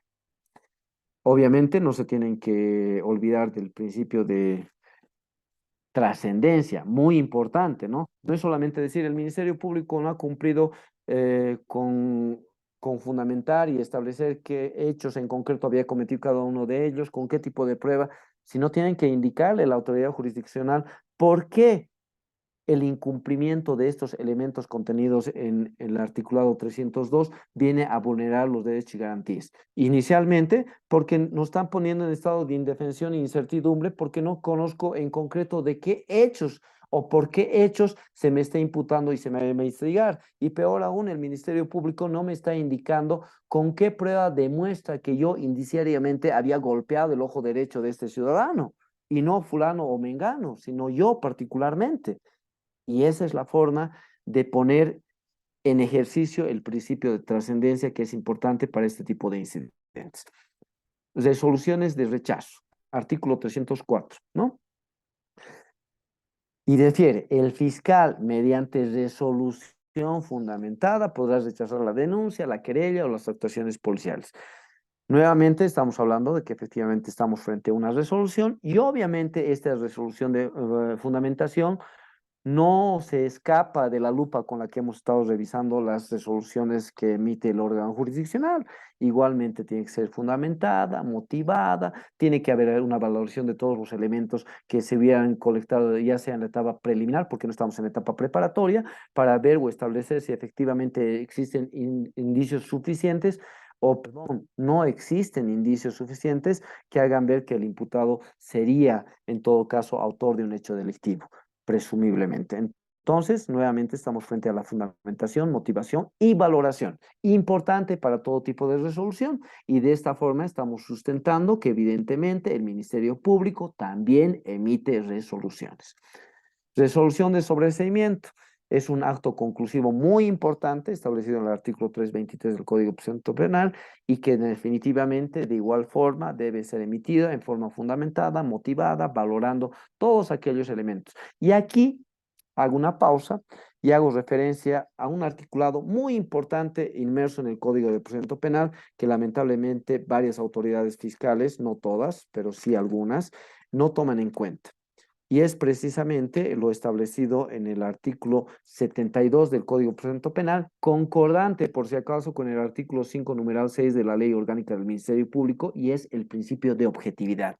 A momento de emitirse estos elementos, perdón, estas resoluciones de sobreseimiento, que son muy escasas, les diré, el Ministerio Público tiene que valorar tanto aquellos elementos que sustenten la hipótesis de comisión de algún tipo, de algún hecho delictivo, perdón, por el justiciable, como aquellos elementos que enerven de la comisión de un delito de la parte justiciable. Ahí viene y ahí está la importancia de este principio tan importante y que debería ser rector en el Ministerio Público, que es el principio de objetividad. No solamente tiene que valorar los elementos que hagan ver de que el imputado es con probabilidad de autor, sino aquellos que le eximan al imputado de la comisión de un hecho delictivo. Y bajo este elemento de objetividad emitirá en forma fundamentada, motivada y obviamente valorando los elementos colectados en la etapa preliminar y preparatoria, una resolución de imputación formal. Nuevamente, estamos frente a una resolución que pone fin a la persecución penal. Y por último, lo que ya hemos analizado, la acusación fiscal, que nuevamente es una resolución y que debe ser debidamente fundamentada, motivada, bajo los elementos que ya hemos ido analizando. Creo yo, queridos amigos, también les traigo a colación precisamente esta sentencia constitucional, la 1302, quebrado 2015 S2, que habla precisamente de la fundamentación y motivación de las resoluciones que debe emitir el Ministerio Público, de que de igual forma se las voy a compartir y que seguramente será de mucha utilidad para que vosotros podáis en su momento incidentar ya sea una resolución de imputación formal y, conforme se los había adelantado, también una resolución de imputación formal, siempre y cuando estas resoluciones no estén debidamente fundamentadas, motivadas, ni tengan el apoyo fáctico probatorio para sustentar las hipótesis tanto de imputación como de acusación. Hasta aquí, queridos amigos, creo que hemos cumplido con la presente clase. Les quedo obviamente muy agradecido por su participación y la presencia a este curso. Si alguno de ustedes tuviera alguna duda, alguna consulta, este es el momento oportuno para que podamos absolverlas de alguna manera. Mil gracias.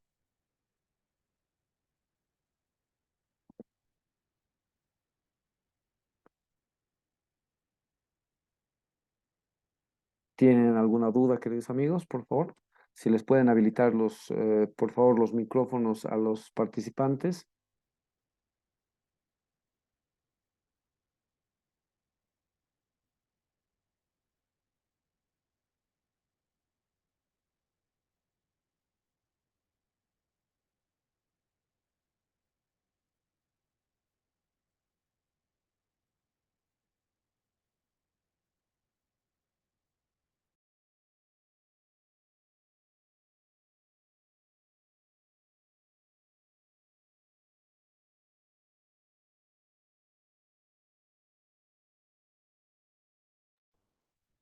¿Hay alguna consulta?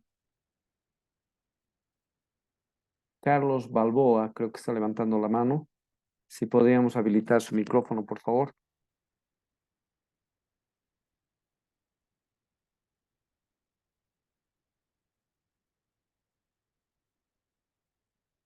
Al modulador, por favor, si podríamos habilitar los micrófonos de creo que Percy, Gonzalo y Carlos están solicitando hacer uso de la palabra, por favor.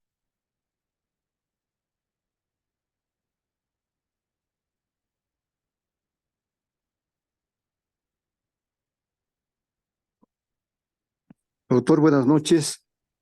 Gonzalo, buenas noches. Buenas noches, Te doctor. escucho. Eh, Mire, quería consultar respecto a las resoluciones de imputación formal que emiten los fiscales. Me pasó un caso en que un fiscal de la zona sur no ha justamente no ha justificado, como usted señalaba, no ha hecho una buena motivación y presentó una imputación formal. ¿Es posible que las resoluciones de imputación formal puedan ser rebatidas mediante una acción mm, del 166, el artículo 166 para que pueda, que se llama, pueda anular la imputación formal que considera? A ver, primero que nada, bueno, gracias por la consulta, querido hermano, pero a ver, analizaremos los institutos, ¿ya? No debemos confundir, por favor. Uno, que el artículo 166 nos está hablando de la nulidad de notificación. Tal vez te has confundido. Eh, no, En es todo caso, el articulado que tiene que ser utilizado para pedir la 169. nulidad, 169, numeral Sí, 3, sí, sí. y en su caso el numeral 4. Obviamente, si analizamos que se llama el capítulo 8 del Código de Procedimiento Penal, nos habla acerca de la actividad procesal defectuosa. Y precisamente el artículo 169 del Código de Procedimiento Penal nos habla de los defectos absolutos y nos dice cuándo una resolución en todo caso no puede, o que está viciada de nulidad. Y es precisamente cuando implique la inobservancia o vulneración al debido proceso.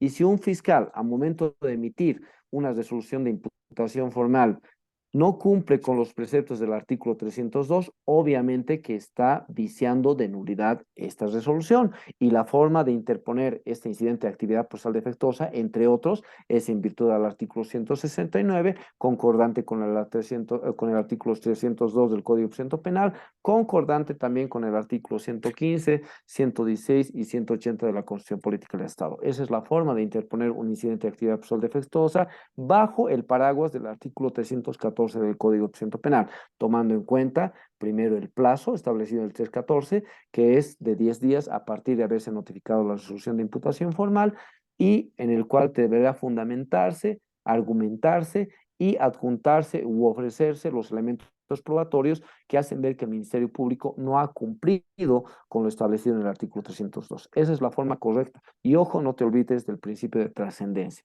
Fundamental para atacar una resolución de imputación formal. ¿Tienes alguna consulta sobre estos puntos? Sí, efectivamente, sí, eso, justamente eso lo que ha ocurrido, doctor. Y el fiscal ha tenido que verse obligado, una vez que también la autoridad jurisdiccional la ha rechazado, el fiscal ha tenido que emitir una resolución de sobreseimiento. No creo que haya emitido una resolución de sobrevimiento, porque si se ataca a la resolución de imputación formal, se anula la resolución de imputación formal y se retrotrae la causa a la etapa preliminar. Vale decir que aún no hay una resolución de imputación formal que da inicio a la etapa preparatoria. Se emite una resolución de sobreseimiento cuando se ha aperturado la etapa preparatoria y hay una imputación formal, ya ha transcurrido el plazo de los 6 o 18 meses y el fiscal tiene que emitir un requerimiento conclusivo, sea de acusación, de sobreseimiento o alguna salida alternativa que hemos precisamente analizado en la jornada pasada. El sobreseimiento viene posterior a que la resolución de imputación formal queda en firme. No es la forma de resolver un incidente de actividad procesal defectuosa en contra de la imputación formal. ¿Alguna otra consulta, querido Gonzalo? Mm, Sabe, bueno, en realidad este caso ha sido muy sui generis porque había anteriormente, habían ya tres resoluciones de sobreseimiento y sobre eso ya cambió fiscal, lo cambiaron y el fiscal entra y saca una resolución de imputación formal y justamente cuando se lo presenta al juzgado se aplica el 169 y da, la autoridad jurisdiccional da la razón y le observa y tiene que anular la imputación formal. Y ha tenido que sacar una nueva resolución de sobreseimiento. Así se ha dado. Es un caso que ha durado casi 5 años.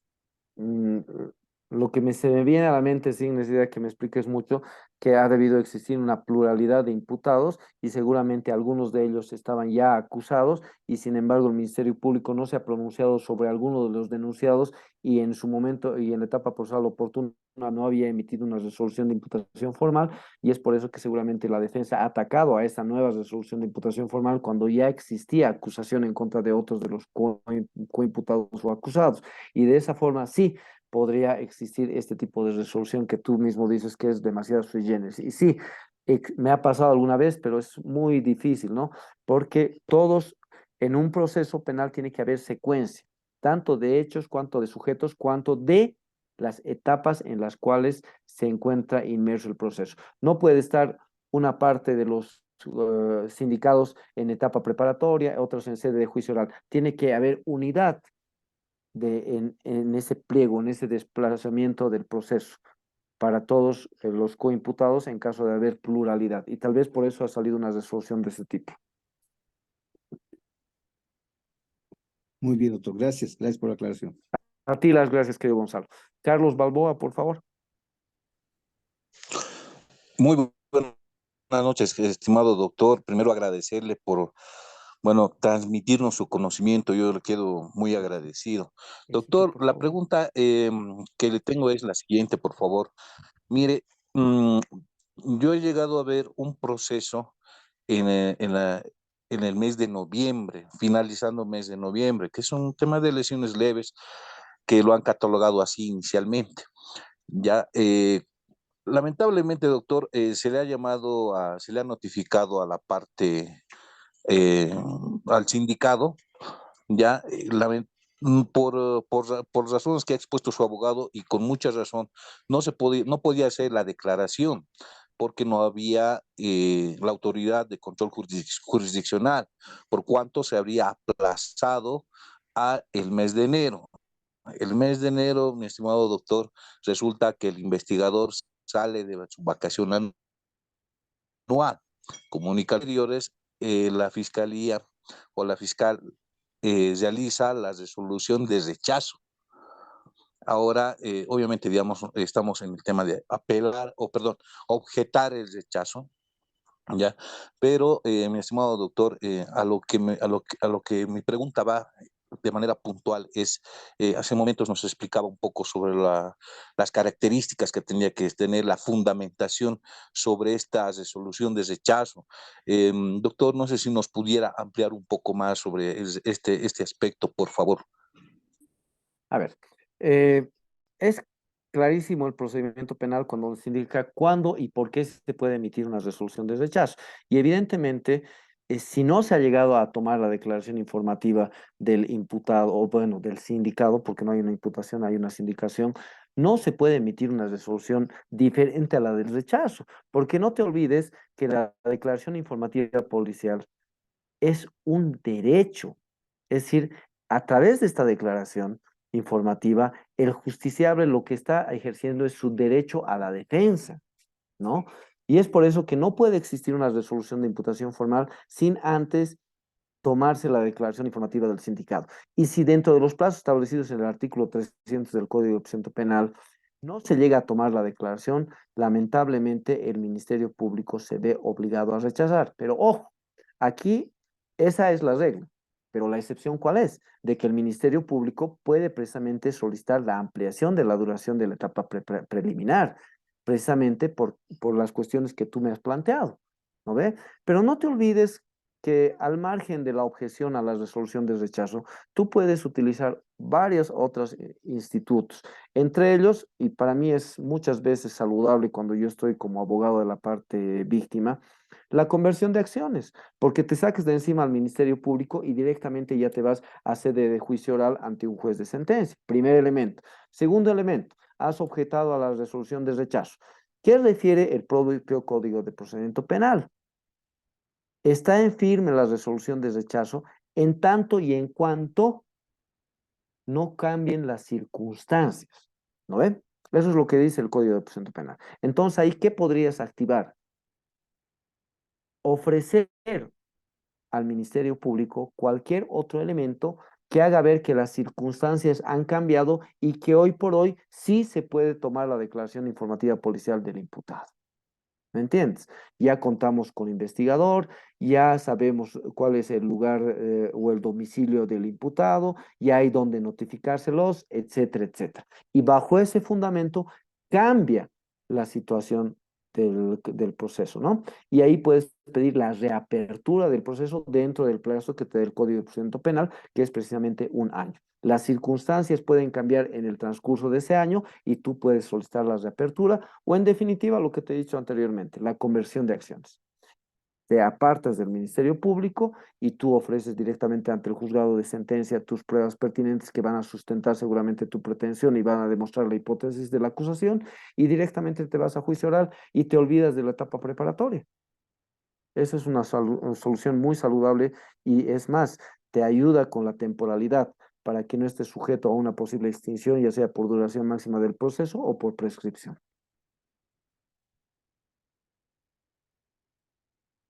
¿Algo más, querido Carlos, o ha quedado claro?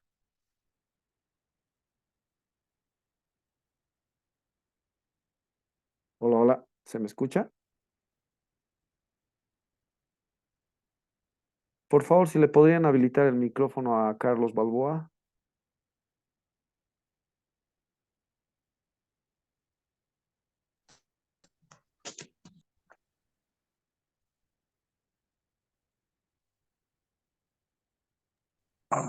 Aló, buenas noches, doctor. No, le he comprendido perfectamente. Muy agradecido, doctor. A ti las gracias, querido Carlos. ¿Alguna otra consulta? Creo que Percy está levantando la mano. Si podrían habilitarle el micrófono, por favor.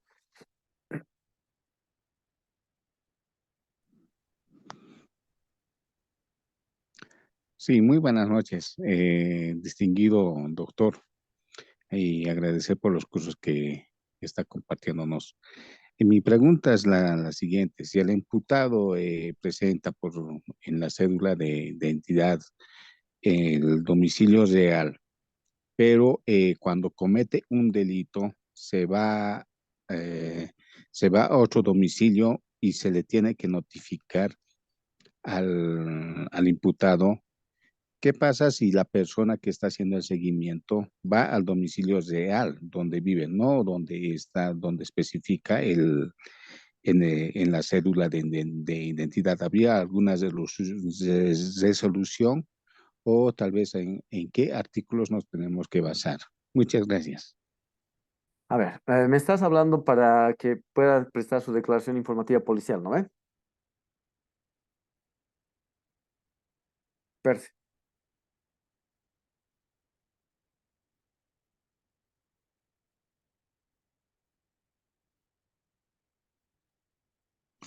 Sí, estimado, porque tengo Para un la caso. declaración informativa policial, ¿me estás hablando?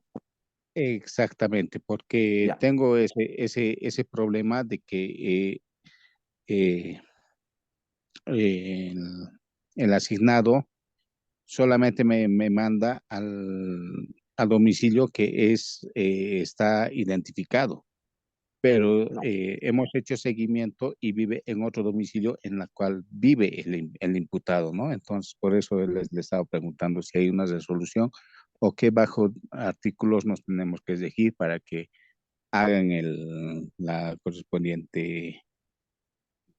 Ahora sí, ha quedado claro, querido Percy. A ver, Muchas gracias. nosotros deberíamos revisar dos articulados para absolver la duda que tú tienes. Primero, el referido a la denuncia y otro, el referido a la querella. ¿Por qué es importante estos dos articulados?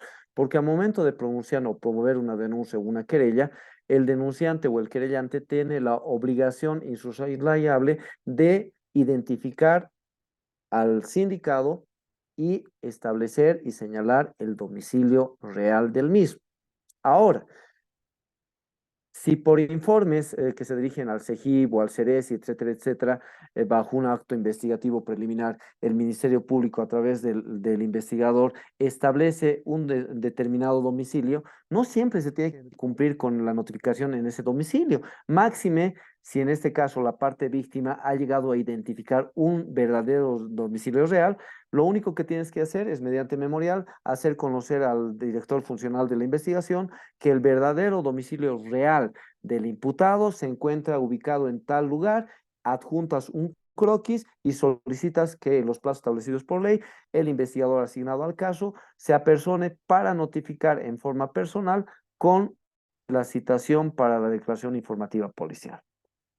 Ese es el procedimiento que debes imponer, querido Percy, y no es cierto de que única y exclusivamente se tiene que notificar en el lugar, perdón, en la dirección que refiere ya sea al CERESI o la propia cédula de identidad o el informe del CEGIP. Se tiene que notificar en el lugar donde puede ser habido. Aún incluso se pueden notificar este tipo de situaciones en el domicilio laboral, etcétera, etcétera.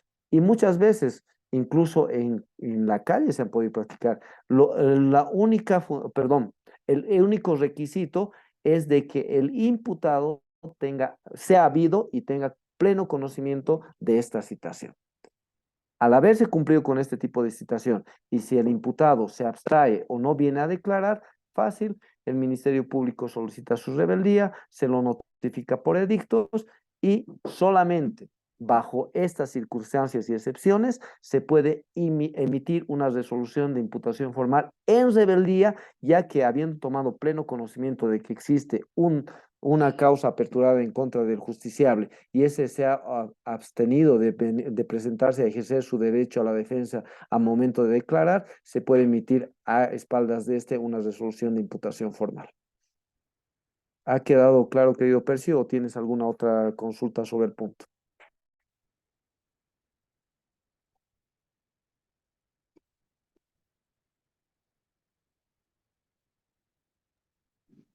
Las gracias a ti, querido Percy. Está bien, muchas gracias más bien por aclararme, porque los funcionarios públicos o policiales no querían hacer esta notificación correspondiente, en lo cual ellos mencionan de que tiene que ir donde menciona el CERESI o CEGIP, ¿no? Entonces, lamentablemente, nuestros funcionarios públicos están tal vez desconociendo de estas Haz resoluciones. conocer este domicilio real a través de un memorial y pide que se te dé curso a una nueva citación para que este funcionario policial pueda dirigirse al lugar y pueda, en todo caso, realizar la citación. ¿Alguna otra consulta, queridos amigos?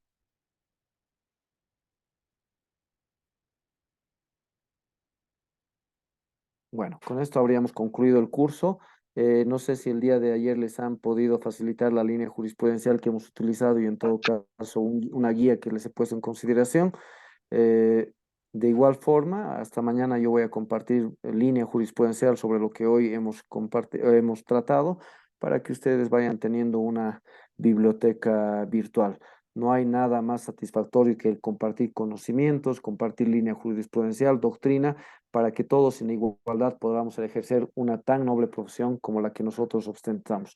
Mil gracias por la confianza de los que han organizado este tipo de charlas y gracias a ustedes que han estado presentes en estas 2 jornadas, siempre dispuesto a compartir los conocimientos con todos y cada uno de ustedes que nos han honrado con su participación. Mil gracias y buenas noches, queridos amigos.